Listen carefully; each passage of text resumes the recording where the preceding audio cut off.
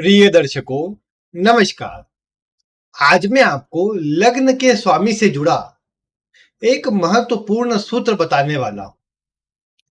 अगर आपकी जन्म कुंडली में लग्न का स्वामी पापक ग्रहों से पीड़ित है, तो ऐसी स्थिति में आपको इसका कैसा प्रभाव मिलेगा। लग्न का स्वामी पाप ग्रह के प्रभाव में आ जाए, किसी स्थिति में उन्हीं ग्रहों की दृष्टि या युति से कमजोर हो जाए, तो आपके जीवन पर इसका प्रभाव कैसा पड़ेगा। आज इससे जुड़ा मैं आपको प्रभाव बताने वाला हूं।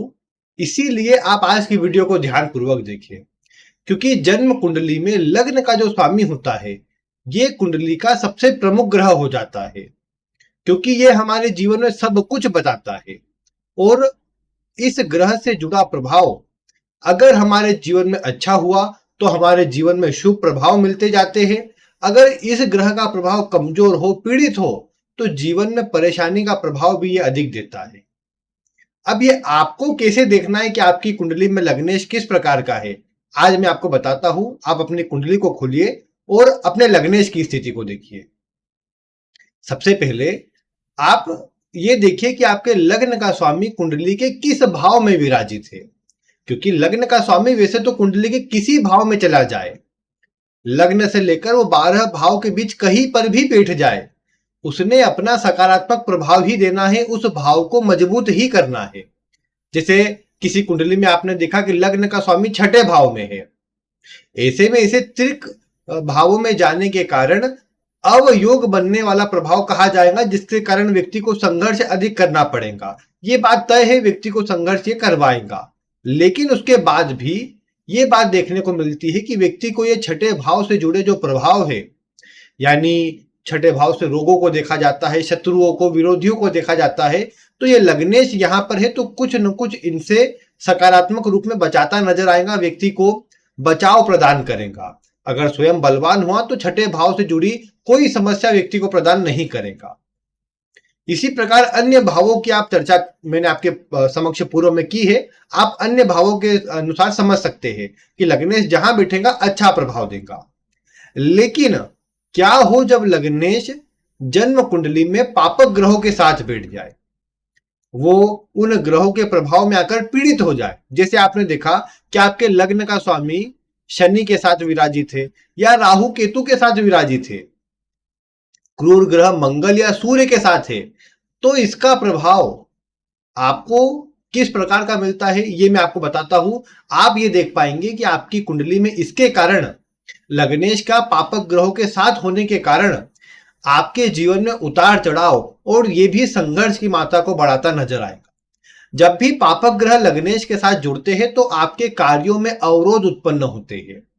यहां एक प्रश्न आपके मन में आ सकता है कि जैसे मान लीजिए आपका सिंह लग्न है और ऐसे में लग्न का स्वामी मंगल के साथ हुआ तो क्या होगा।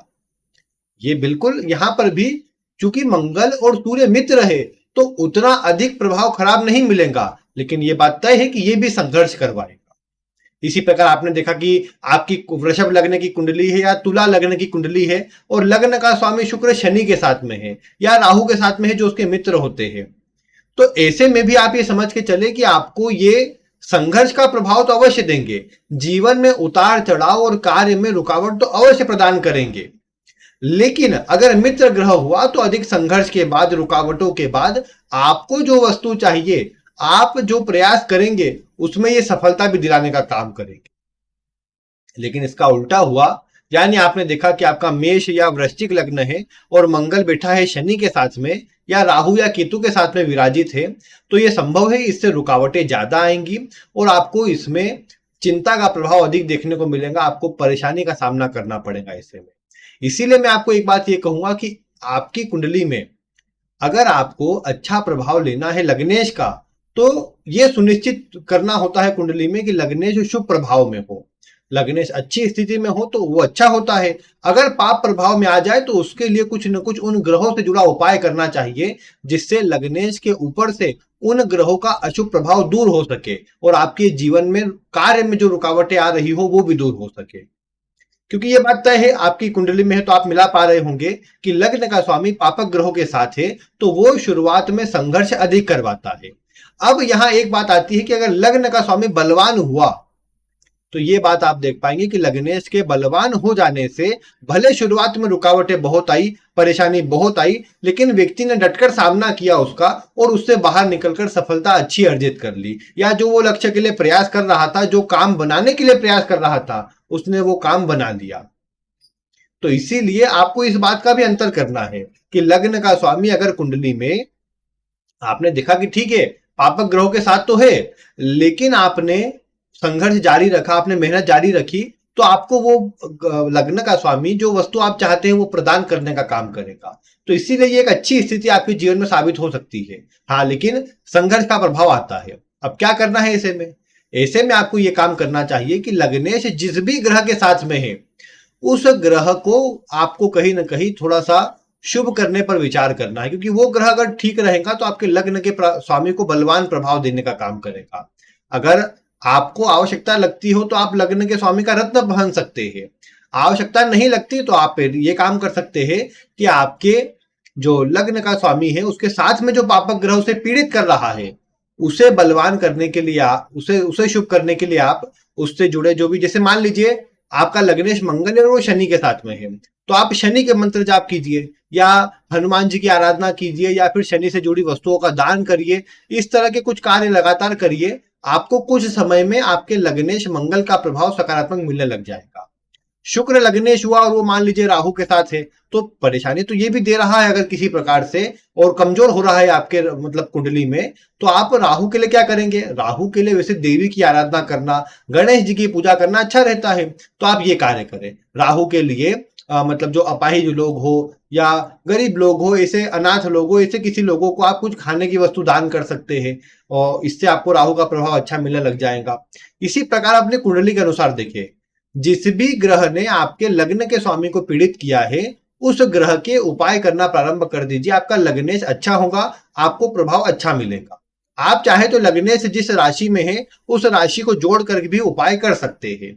जैसे आपने देखा कि आपके वृषभ राशि में मतलब लग्न का स्वामी है और साथ में कोई पापक ग्रह है, तो वृषभ राशि आप जानते हैं काल पुरुष के दूसरे भाव की राशि है। यह हमारे फूड हैबिट को या फूड को दर्शाती है। तो आप खाने से जुड़ी किसी वस्तु का दान उस ग्रह से जुड़ा हुआ, जैसे मंगल हुआ तो लाल वस्तु, गुड़ या मसूर की दाल आदि ले सकते हैं। सूर्य में भी हालांकि लाल वस्तु ले सकते हैं, गेहूं वगैरह भी ले सकते हैं। तो इन वस्तुओं का दान आपको अच्छा प्रभाव देगा और ये करने से आपके लग्नेश में मजबूती आएगी, लग्नेश बलवान होगा। फिर यहां एक और बात यह भी है कि अगर इन ग्रहों की दृष्टि लग्न के स्वामी पर भी पड़ती है तो भी रुकावटें आती जरूर है। जैसे आपने देखा कि लग्नेश के साथ तो कोई नहीं था, लेकिन लग्न के स्वामी पर पापक ग्रहों की दृष्टि आ गई, वो उनसे पीड़ित हो गया। तो ऐसी अवस्था में भी आप जिन ग्रहों की दृष्टि लग्नेश पर है उस ग्रह के दान कर सकते हैं, उस ग्रह के मंत्र जाप या उससे जुड़े देवता की आराधना आप करेंगे तो आपको लग्नेश का प्रभाव अच्छा मिलने लगेगा और आप ये देखेंगे कि आपके जीवन में रुकावटें दूर होंगी और आपके कार्य आसानी से बनने लगेंगे। तो ये एक छोटा सा लेकिन महत्वपूर्ण सूत्र है लग्नेश से जुड़ा। आप अपनी कुंडली को खोलिए और इसमें देखिए। हाँ, एक बात और है, देखिए लग्न का स्वामी अगर लग्न कुंडली में पीड़ित है तो उसे ठीक किया जा सकता है, नवमांश में पीड़ित है तो उसे ठीक नहीं किया जा सकता। ये समझिएगा फिर नवमांश में अगर वो पापक ग्रहों के साथ है तो ये आपको लगातार परेशानी देगा। दशा अंतर दशा में वो परेशानी बढ़ेगी, दशा अंतर दशा में वो परेशानी कम भी होंगी, लेकिन उसे पूर्ण रूप से आप ठीक नहीं कर पाएंगे, क्योंकि नवमांश में ये नवमांश आपको आपके भाग्य से मिला है, ग्रहों के भाग्य से मिला है। अब जब ग्रहों के भाग्य से आपको नवमांश मिला है तो नवमांश में तनिक भी परिवर्तन नहीं आ सकता। उसका जो प्रभाव है कि ऐसा मिलना है तो ऐसा मिलता है, उसमें परिवर्तन नहीं आता। लेकिन लग्न कुंडली में जो प्रभाव है उसे हम हमारे उपायों के द्वारा, हमारे कार्यों के द्वारा उसे चेंज किया जा सकता है, उसे परिवर्तित किया जा सकता है। तो इसीलिए लग्न में है तो आप अवश्य उपाय करके देखिए, जो भी ग्रह उसको लग्नेश को पीड़ित कर रहा है उससे जुड़े, आप देखेंगे सकारात्मक प्रभाव जीवन में मिलेगा और परेशानी आपकी दूर हो जाएगी। बाकी अगर आपका कोई भी प्रश्न हो तो आप वीडियो में कमेंट करें, आपको शीघ्र ही उसका उत्तर दिया जाएगा। बाकी आज की वीडियो में इतना ही। वीडियो देखने के लिए आपका बहुत बहुत धन्यवाद।